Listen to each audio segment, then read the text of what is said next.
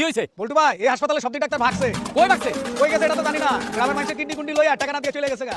ভাইকে বলো আমি আমার কিডনি বেচা টাকা পাই গেছি গা ভাই। আপনি আপনার টাকা পাইছেন? আরে বেটা, আমি তো একজন শিক্ষিত লোক।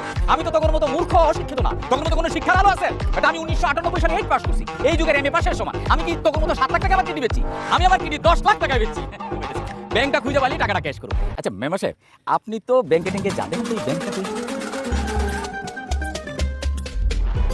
চিনলেন কেমনে? আপনি 6 পাস। এদিক দাও, এদিক দাও।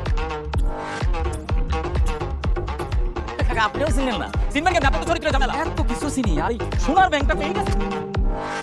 গেল। এটা কি হইলো? হালার মতো রাত আমার সোনার ব্যাংকে চেক ধরা দিয়ে গেল। আমার মতো একটা শিক্ষিত লোককে সোনা বানায় দিয়ে গেল। আমি এখন কি করি?